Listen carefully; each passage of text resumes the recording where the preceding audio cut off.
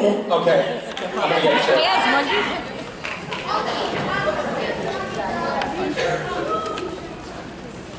Bye. See you later. We have another panel? You have a gold panel. Jesus Christ. Read the fine print next time. Okay. I thought this was our panel. Okay, I'm getting a picture, okay. Enjoy.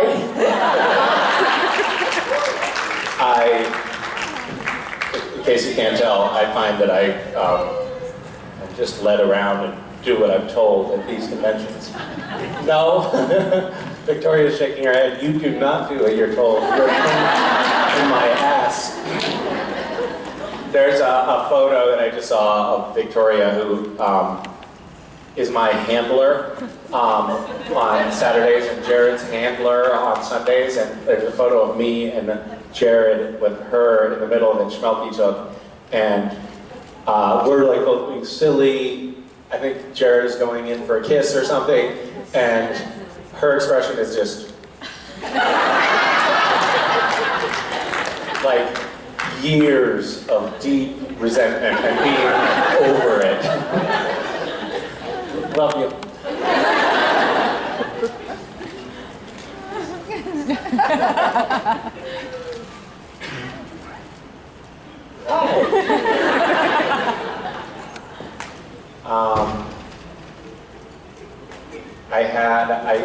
I stopped off on the way here at a park nearby and had a little ceremony with a member of the SBN fandom who has gone through gender reassignment surgery,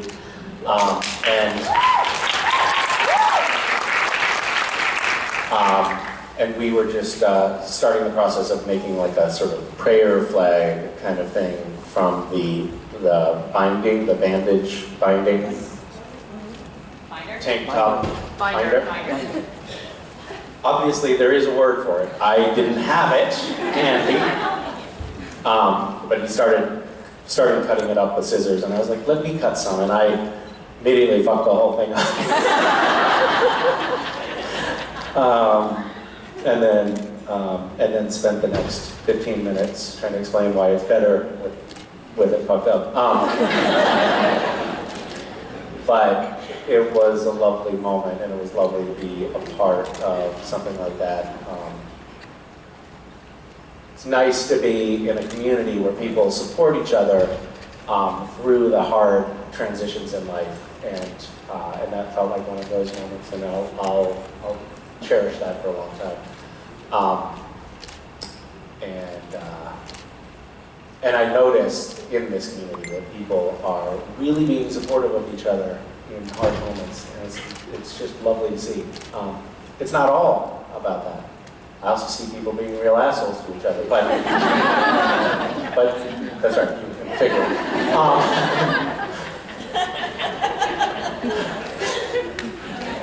Somebody over in the line was like, "That's me. I was me. I'm the asshole. Every group needs it." Okay, enough about that stuff. Do you have a question? Hi. Oh, hi, Tab. Hi. I love your dress today. Thank you. Thank you for wearing it. Hi. Hi. Okay, so it was my birthday yesterday, so... Happy birthday. Thank you. Did you get any good birthday presents? This is my birthday present, the convention. Who gave it to you? My mom and dad. Oh, well, that's nice of them. How old are you? 13. Happy birthday. Were you watching the show for a long time? 3 years. So you were 10? Yeah. Isn't that a little young to be watching the show? That's fine. I think it's nice of your parents to have brought you here. I also have a bit of a bone to pick with them because you were too young to be watching the show 3 years ago, so... Well, here I am. Okay. Just let me know if you don't want to talk about it anymore. So my question is, are there any birthday parties or anything memorable that you've ever had on your birthday? Yes. I felt, for some reason when I was a child, I always felt like birthdays were cursed. I was always either sick or injured on my birthday, so I faced them always with a bit of dread. And I think I also had a few traumatizing experiences early on at birthdays. So they are, now that you mention it, something that I really don't like. Thanks for bringing up a sore subject. I remember, I think I was 9, I skateboarded backwards into a dumpster and bruised my kidney on my birthday eve. And I remember distinctly feeling that day, earlier that day, I was like, it's my birthday and I'm not sick. This is amazing. And then have you ever had a bruised kidney? Holy hell does it hurt. So I literally couldn't even walk the next day. But I had a birthday party. My mom, I think, picked up on the fact that I was like feeling like birthdays never worked out for me. So when I was 9, she had a birthday party for me and invited a bunch of the kids from my 3rd grade class. Or sorry, it was my 9th birthday. So I was 8 and I turned 9, and she invited the kids from my 3rd grade class for a sleepover for my birthday. And I fell asleep, and the kids in the class peeled the blankets down, and I wasn't wearing any clothes. And they took a picture of me. Isn't that horrible? Yeah, I hate birthdays. And then another year, my mom was like, she threw a surprise. This was really awful. It was my 18th birthday, and I came home from college that summer, and she had a surprise party for me, and it was all my brother's friends. None of my friends had a surprise party. So yeah, those were memorable. Thanks for bringing it up. Hello, Misha. I'm Hi. quite terrified right now. I did not expect to be asking questions. But my question to you is, we know that Jared and Jensen are getting Impala when the show ends, and I was wondering if you were to be given... Wait, Jared's getting an Impala too? Yeah.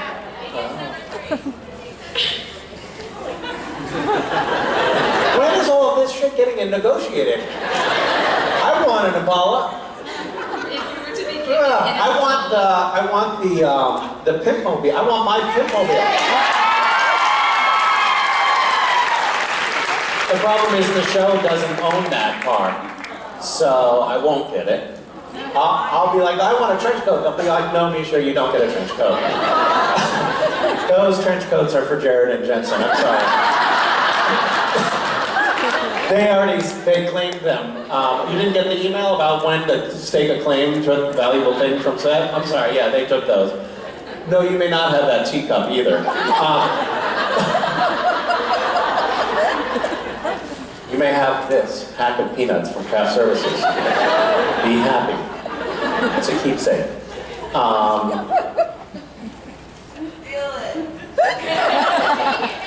You know, that Pimp-mobile is it was an interesting thing because they, you know, with Castiel and his vehicles, they never make a long-term plan. But that car was around on the show for a long time. I think they had to pay like I don't know what it is, they paid a guy like $1,500 a day for the rental of the car, because he comes with the car all day and watches the car, and it had like these special hydraulics on it, which we never used, but it was like one of those cars that like could jump up and down. And we got in it and discovered all these switches, and Jared was like, you know, like flipping all the switches, and the car was jumping up and down. And then the guy whose car it was, who was there, I guess he had been in the bathroom or something, he came running, he was like, no, don't do that. And it was too late, and Jared already broke the whole suspension system. And it cost like $10,000 to fix, and then they kept renting the car. And by the time it was done, I think they'd spent $75,000 on this car that could not possibly have been worth more than $2,500 at the outset. They could have bought that car 20 times over and given me a couple of them. But instead, I'll get a pack of peanuts. How does Jared know that he's getting number 3 already? When are these conversations happening? What the? It was mentioned at the Comic-Con or a tweet a while back. At Comic-Con already? I'm so angry I'm speaking in falsetto. I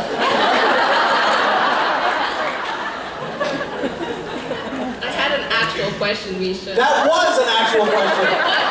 You didn't let me finish. Oh, I can't believe it. You're one of those people, aren't you? You snuck in and you're like, oh, I'm so nervous, I'm so nervous. I think I'll just take over the whole panel. I jest. What is your other question, your actual question? The question is, if you were given an Impala, what kinds of adventures would you go on? Oh, well, now I feel like a real dick.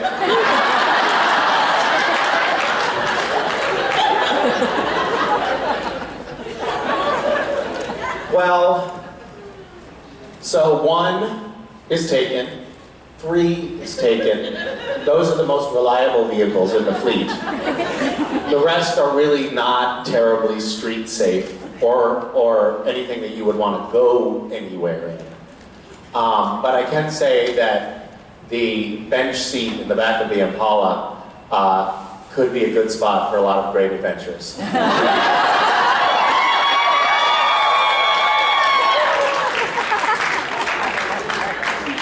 Thanks.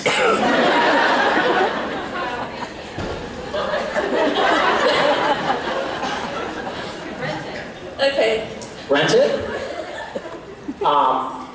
Great idea. Great. Take Jensen's Impala? Steal his car. Great idea. Yeah, he wouldn't care about that.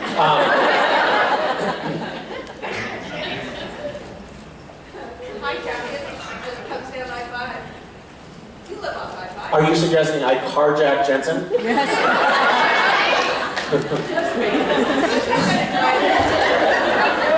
You guys are full of great advice today.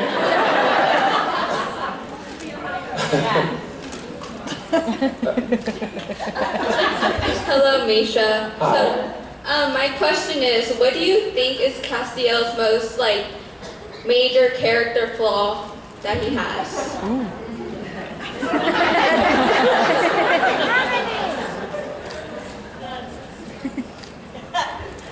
I don't think that Cass has a great sense of humor or satire. He's not really good with irony, I've noticed.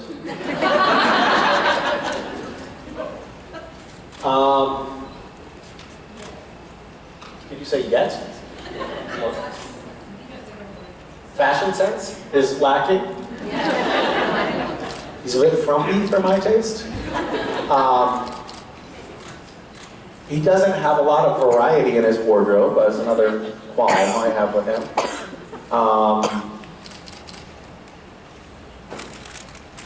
Yeah, I don't know. He has a lot of problems now that you bring it up. To be honest, he's really not that much fun. He's kind of a downer. I never really thought about that. I literally never reflected on what it is that I don't like about Castiel, but thank you for this opportunity. I'm glad to see him gone.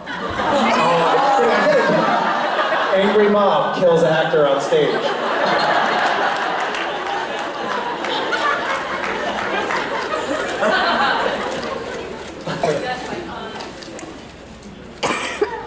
I think we're done. Thank you. Hi. Hi.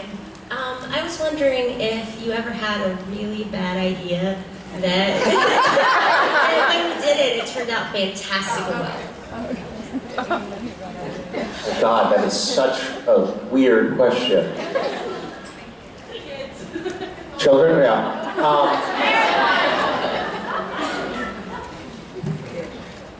I wish something would come into my head right now that fits the bill. I've had a lot of bad ideas that didn't go well. Do you have any hints for me? Are you thinking of something that I've done? No, not particularly. You usually have really good stories, so.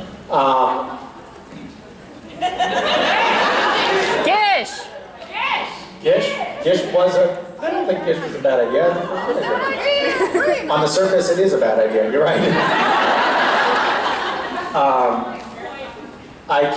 Things keep on popping into my head that are bad ideas that went badly. Do one of those then. Okay, bad idea that went badly. I was with Vicky and we were in India, and we decided that we would make a documentary, and we were like, what to make a documentary about?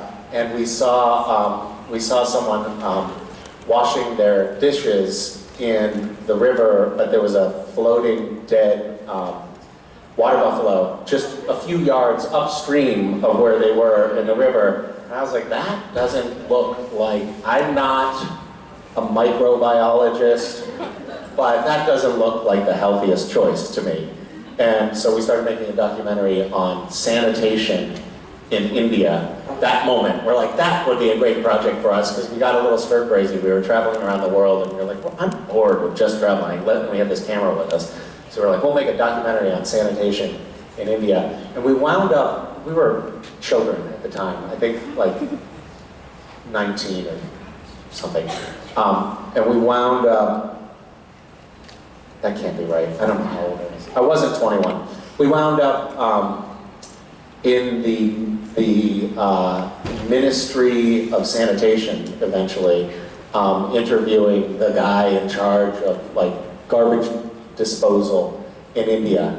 And he asked us what we were doing. And he was a very busy man with very, very large stacks of paper all around him in his office. And we were really deer in headlights at that question, because we had no idea why the fuck we were trying to make a documentary about garbage in India. And we knew nothing about it whatsoever, but we had worked our way up to the top guy in India on the topic. And he was like, I'm a very busy man, what do you want to know? And we were like, everything, tell us everything about garbage in India. And at that moment, I remember very distinctly, I don't know why this story of all things popped in my head, but I just remember suddenly like turning bright red and getting covered in sweat, because I was like, I have no business being here right now at all. I have a story. I knew if I talked for long enough, something would come to me. So one idea was, one bad idea was going to stay with, in Haiti in 1995, so this was Vicky's fault, not my fault.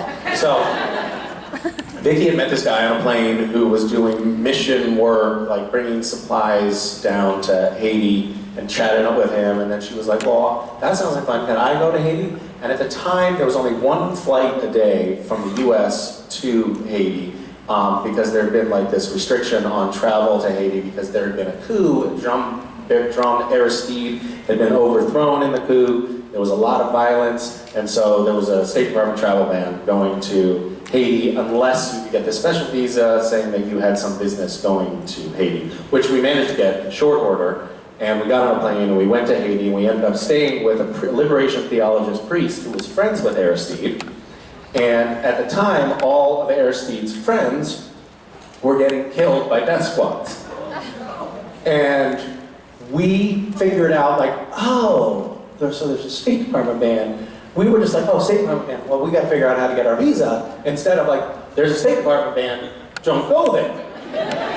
That didn't occur to us. So, so we got there, and then we sort of started piecing together, oh, like there are people getting killed in the streets every day. They were doing this thing called like necklacing, which is horrible. They would like put a stack of tires over somebody and then light them on fire, and like it's just like this brutal, awful violence, and it was all geared towards allies of Aristide, and we were like embedded with the allies of Aristide. We would sleep outside on this open air porch, and we would hear cars go by, and every time any vehicle went by, like we would all like jump up and brace ourselves because we thought we were going to get killed.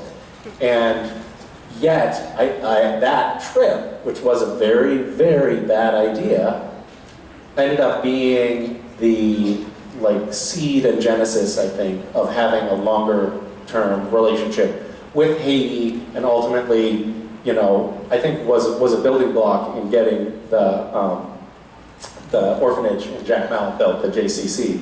I think like having that familiarity with Haiti and the interest in Haiti that trip spawned helped that project come to fruition. So I answered the question.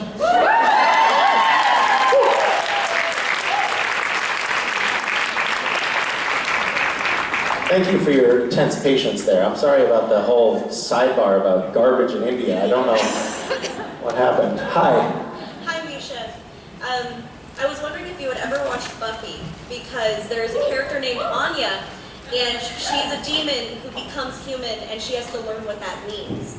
And that's kind of like a really big parallel to Cass, and learning what it means to be human and what it's like to live on Earth and go through the human struggle. If only I had done my homework. And now it's a little late, too. It's like, if I go back and watch it, I'll just be like, should have done that. What differences were there between the character of Anya and the character of Castiel, portrayed by Misha Collins? Well, Anya used to be a vengeance demon. So she was very angry. She's so like, I don't understand. Why can't we just kill them? So she's kind I'm of... kind of like that sometimes. Well, you're like in the sense of, I don't understand, why are you killing them? Like, you don't always... No, I mean me, not Castiel. Yeah, she's kind of like the dark side of the same coin, I would say. And like, there's this really scene, somebody had passed away, and there she is just bawling because she doesn't understand death. Because she had... As a human? Because she's human now. She doesn't understand why death has to be. She was immortal for centuries. And then now that she's human, she doesn't understand why death has to be. We did something similar on the show. I don't know if you remember. I mean, it's not exactly the same, but it was when Cass didn't know, like, as a human, he didn't know how to brush his teeth, and he ate the tube of toothpaste. I think that was similarly poignant. I really liked watching when Cass lost his powers, how he was trying to learn to be human. And even when he's still an angel, with his relationship with Dean and Sam, how he's really realizing what it means to be human.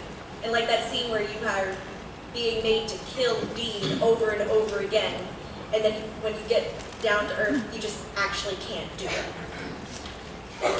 Yeah, I choked. Thank you. Thank you. Hi. Hi, my name is Kathleen, and I would like to know, what was your very favorite episode that you filmed? My favorite episode was The French Mistake.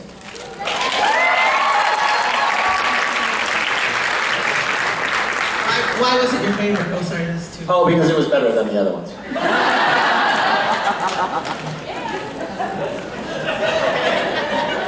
Thank you.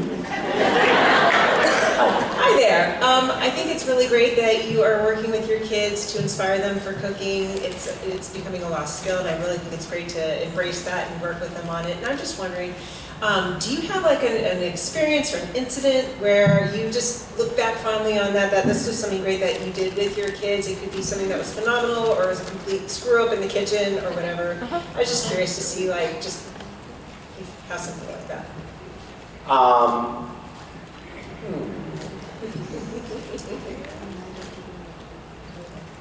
Well, I mean, I think that so I did this little series of videos online a while ago called Cooking Fast and Fresh with West, which was sort of spoofing a cooking show, but it was born of a real kind of moment where we would get home from grocery shopping with West and notice there were all kinds of weird things in the, like, oh, I didn't. Did you put the ham hock in? Because that's not something we normally, or the pig's feet. Like, did you put that in the groceries? Because that's not something we normally. I don't know how to cook that. And so West was just like, when we go to the grocery store, he was just putting stuff in the basket, and we would get home and there would be surprises.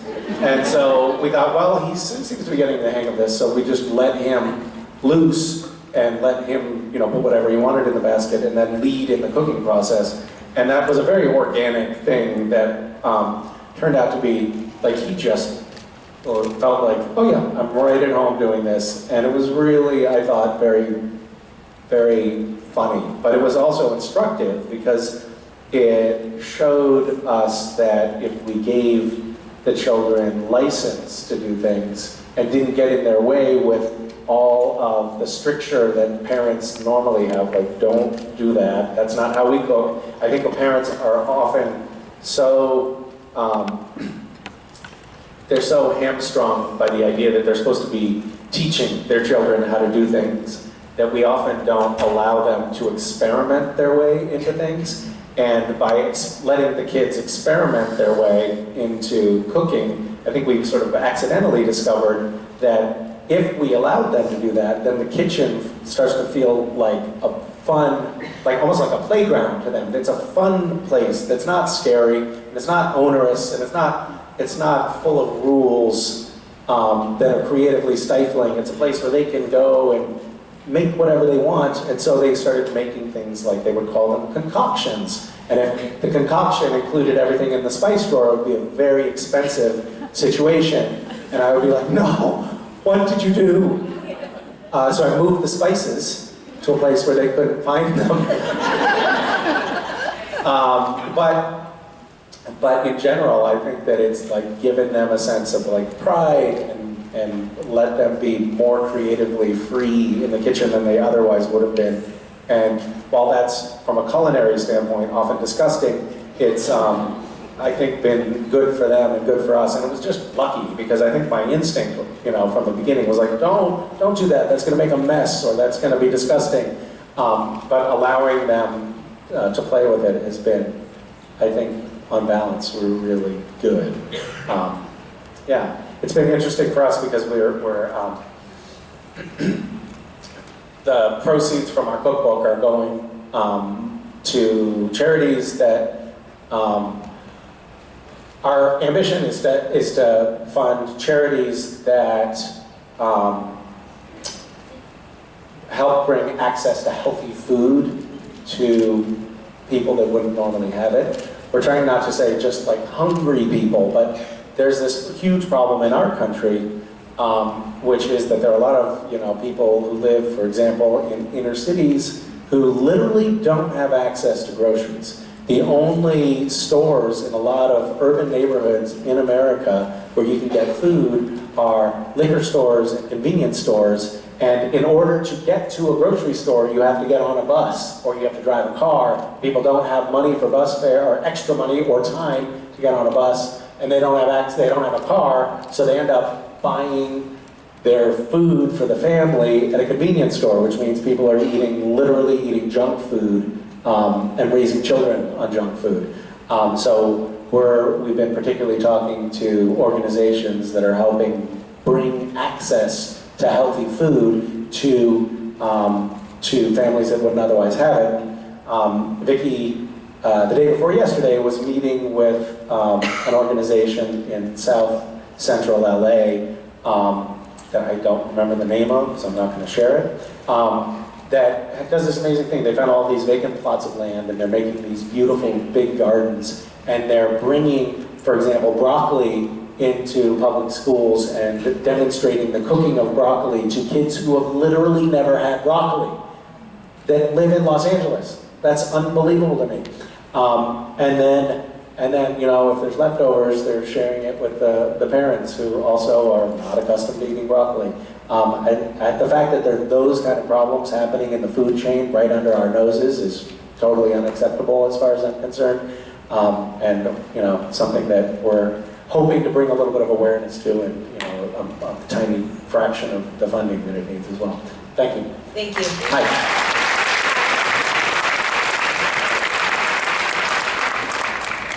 Hi, Misha. I'm Haley. And Hi, Haley. and so you've played many side characters or like personalities of Castiel, like Lucifer Cast, the Viking Cast, Jimmy Novak, stuff like that.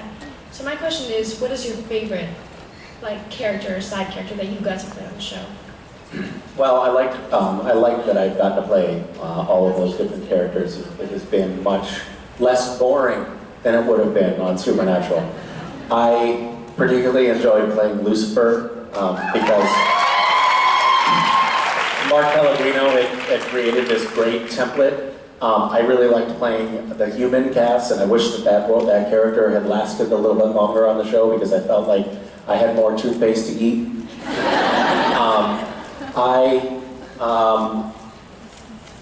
I guess there's another character. I have liked playing Castiel, just regular Castiel, all these years. On kind of maybe nuanced level. It's been interesting to get to know a character so well that it feels like it's become a fabric of my own being, and the way that character has evolved over time. Someone was alluding to it earlier about how Castiel has gotten to know humanity over time, and through the process of having been human for a little while, but also just getting to know Sam and Dean and the other humans that he's gotten to know over the years. He's slowly changed over time, and getting to play a character that gradually evolves, like a human being evolves, is definitely, I mean, I don't expect to ever have that again in my career, because it's just something that takes time, and I'm grateful to have had the time with that character to allow it to evolve over time. And it's not something that, the same thing has happened with Sam and Dean over time. It's not something that has been a conscious process. It's just like, oh yeah, now the character has been informed by the fact that, for example, he's downloaded all pop culture references. That changes you a little bit. From that point on, you're a little bit different. So yeah, I guess my favorite is Cass, I would say. Just Cass.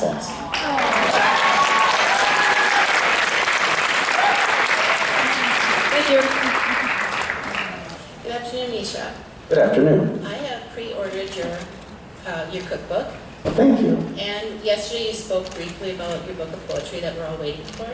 My question is you have had such a fascinating life. When are you going to write your autobiography?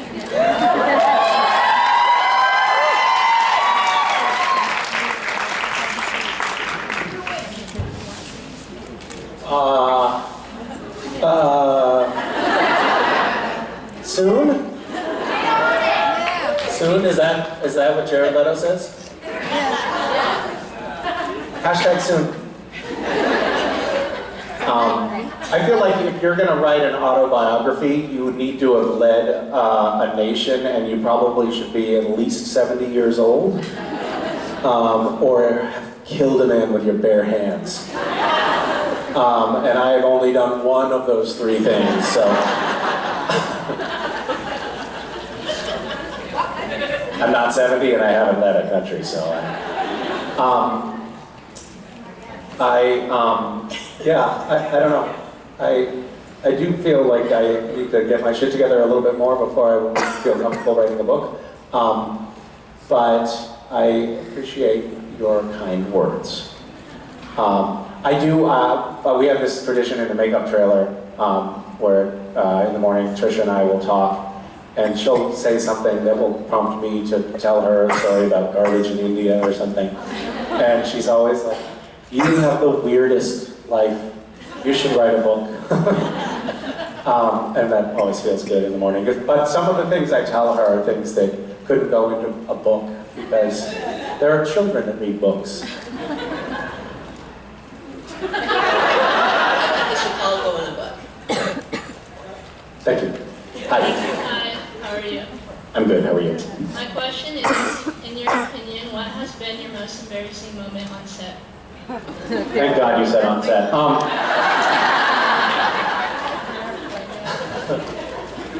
I have one moment which I'm not going to share, but if you say, what's your most embarrassing moment, there's a clear winner.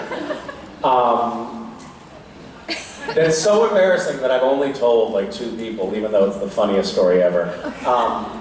Sorry, definitely not going to tell that story. Most embarrassing moment on set. That's a really good question. Oh, got it. So excited, I found my embarrassing moment. So, there was a scene where Bob Singer, our producer-director, was directing, and he likes to do these shots that are kind of like throwbacks to 1970s cinema. Sometimes it's like grindhouse stuff. But one was a shot where Jared is possessed by Gadriel. I don't know how I remember that. In this scene, and we're in the kitchen of this house, and I punch him in the face and knock him out, and I like surprise him. He's like walking around and then turns around, and there I am, and I punch him in the face and knock him out. And but the shot that Bob wants to do is the fist going directly into lens, as if like I'm punching right into the lens. So for some reason, I don't know why, but I guess Jared wasn't in the framing of that shot because it was just clean of me, so you're just seeing me. So Jared was watching on the monitor with Bob, and Jensen was there as well for some reason.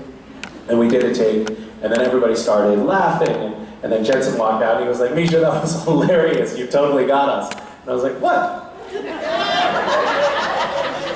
And his face just dropped, and he was like, oh. You weren't kidding. And apparently I had punched into lens like this.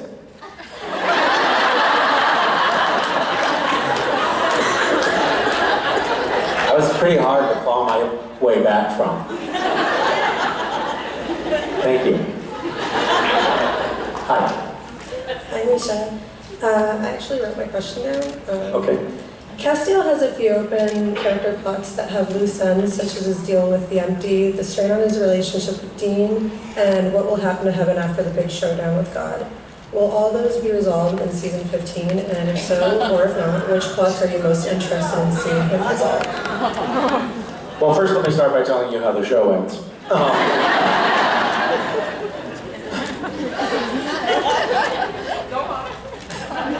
We're waiting. By show of hands, who would like to hear how the show ends? No, not really.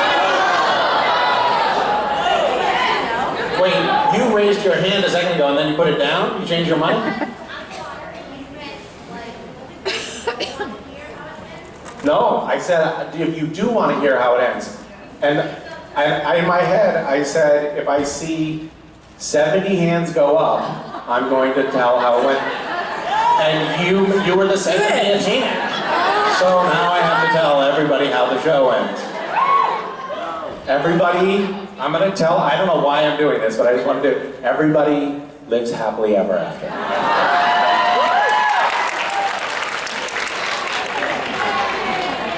I'm going to get in so much trouble for that.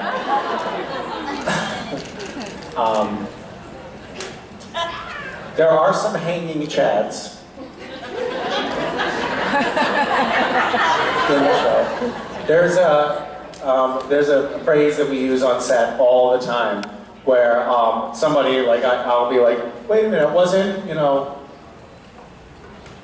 well, why is Dean so mad at Cass?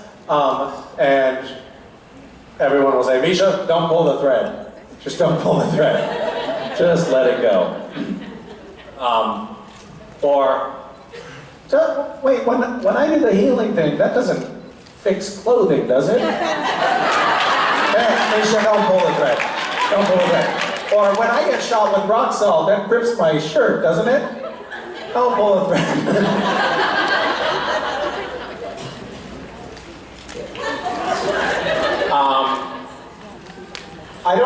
So far we haven't resolved the heaven falling apart business. I have a feeling we'll circle back to that, although it hasn't been at all central to this year's mythology, obviously, since I just mentioned that we haven't addressed it at all. The Dean Cass drama is definitely getting played out. A lot of drama. Dean's being a real bitch. For as far as I can tell, no reason. But that's how he is. He's moody. And you had another question. What was it? The empty. Oh, the empty. I have a feeling the empty. I mean, I don't know, but I felt like that was such a big moment and such a looming sort of doom hanging over the show that I feel like that we should resolve that. I hope that will be resolved, but I haven't discussed the resolution of that storyline with the producers, so hopefully that doesn't get dropped because it's a good opportunity to really just be heartbreaking. I love you too. lightning bolt. Oh, you make me so happy.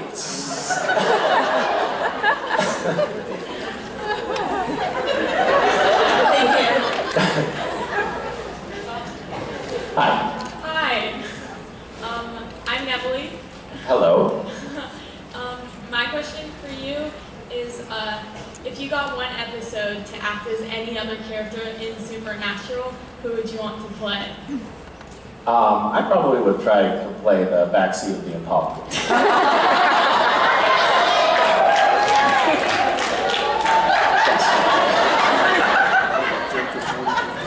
Hi, Misha. Hi, how are you? I'm good. I'm Ellen. Aren't you glad you waited in line, by the way? Isn't that satisfying? Hi. Hi, Misha. I'm Ellen.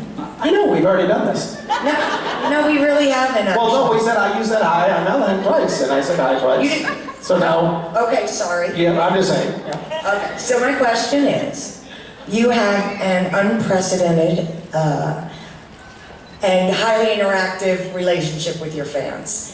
And my question would be... Are you saying no one has ever had this dynamic with my fans before? No. I don't know why I'm giving you such a hard time. You know what? Because, Sorry. just because.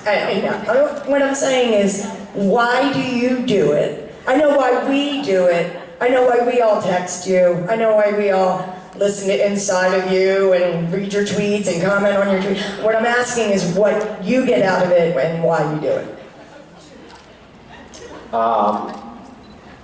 When you said inside of you, it took me a second to catch up.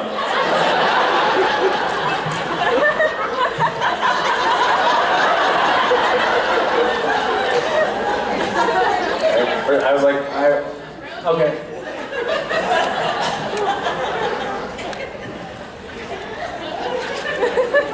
That really caught me off guard. I don't know.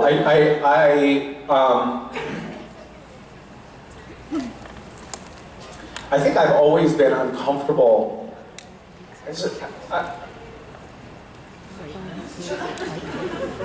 I've always been uncomfortable with the idea of celebrity at all.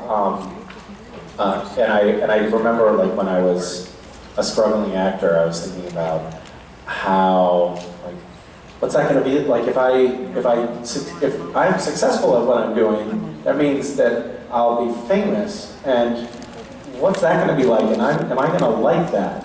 And is that going to be healthy for me, or am I going to turn into an asshole, or like wind up with an overdose in a hotel room or something like so many celebrities do? And I was. I remember sort of looking at how that dynamic plays out and not liking what I saw and not knowing at all what I wanted it to be, because I don't think I was like looking that far ahead in the future, but I just knew that I didn't want to follow the normal template. And so I think I'm a somewhat irreverent person, or bit of a pain in the ass, or I don't know, say however you want, but I just didn't want to like just do what was expected. And in the process of kind of playing with the dynamic and playing with the form, and frankly, maybe it started a little, I mean, I guess it started, there were antecedents to Twitter, but when I got on, I had a very sort of standard phone call from the publicist of the CW saying, we have this thing called Twitter. Would you be willing to answer fans' questions on the CW Twitter as a, online event? Which I barely had heard of Twitter at that point. Certainly never looked at it. And I was like, well, how about if I just like make my own Twitter and not do like the corporate Twitter account?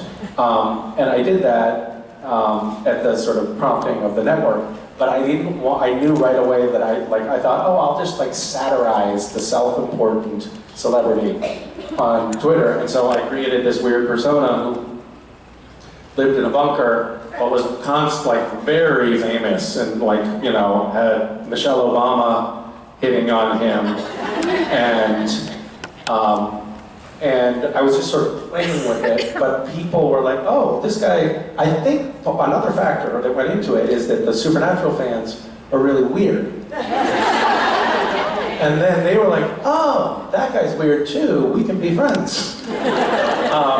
But I think a lot of it was born of play. Even like Gish, the scavenger hunt that I do, was born of like kind of like creative play and saying like, would we be able to do, I had this list of like weird art projects that I'd been carrying around with me, but I was too lazy to actually do them. And so I thought, oh, I know, I'll just ask them to do it and see if that works. And it did, because you're not just weird, you're also suckers. And so, but I think it like just evolved, and then as time went on, I started to find like being, I don't know, being more connected with fans, or having like not traditional fan actor dynamics was significantly more gratifying for me, and it made it feel interesting. So I don't know, I mean, I've partly answered the question. I'm sure I could probe the depths of my psyche for more insight, but I'm definitely not going to. Thank you. Hi. Hello. So I actually have a question about crafting. So we've seen pictures of you knitting, and you obviously enjoy cooking. Are there any other forms of crafting that you really enjoy, or other ones that you'd like to explore? Obviously, besides poetry, which we all know you like. Yes. I enjoy woodworking, and I do that when I can like carve out a little bit of time, if you'll pardon the expression. I have been turning wooden bowls lately that have come out really quite beautiful on a lathe, and I've enjoyed that. We had a little party and had some easels and paints and little palettes and spatulas and brushes, and we did a Bob Ross painting night. So fun. And I have to say, my Bob Ross painting is fucking great. Like, I'm really good at Bob Ross paintings. What? Tweet it. Tweet it? Yeah. Okay. It's so good that I took a picture of it, because I was like, I should tweet this. Where's my Twitter app? Like, where's my photos? I mean, you're gonna see this and you're gonna be like, bullshit, that's not you. You see my signature at the bottom, so either I signed somebody else's picture, or I did it myself. And the answer is I did it myself. How do you spell Bob Ross with 2 S's? Yes.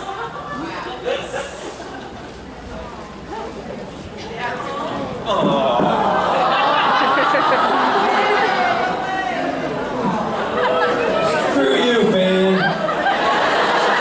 Suck it, big stupid dumb band. I mean, what? Oh, yeah. I'll tell you, while he's doing that, I'll tell you a little funny story about us being backstage. We stepped backstage to hear the end of what he was just answering. And he's like, blah, blah, blah, painting, and blah, blah, blah, painting. And Rob walked over and he said, what did he, talking to me and Norton, he said, what did he say? And I said, foie gras. He's doing, and what I thought he said. And I don't know why he's painting with foie gras, but he's even got it. Certified nutbag, that's I guess what he does. There's a cookbook, I guess they make foie gras and paint with it, I don't know. And Norton goes, I'm pretty sure he said Bob Ross. And he goes like, oh, I thought he was talking about me. 3 different audio interpretations of Misha panel. Now, are we doing this sometime tonight, or are we gonna... How many idiots does it take to tweet that out? Wait, what? Bob Ross thing. Oh, Lord. That's what. I didn't crop it, did it? It cropped it a little bit. That's all right, that's all right. That's great. Put shakes in charge. See what I mean?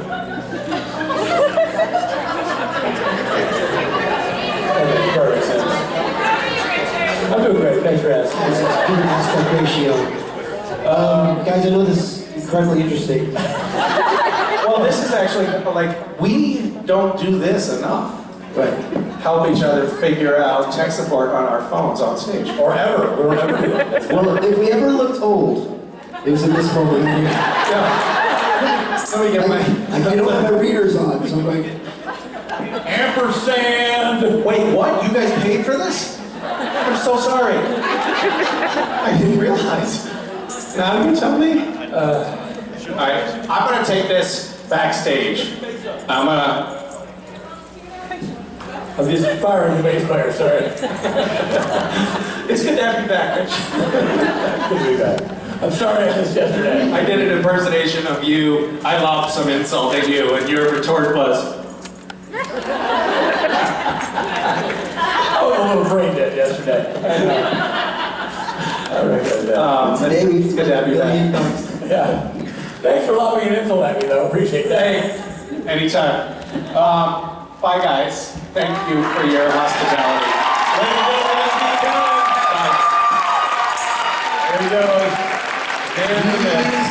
Our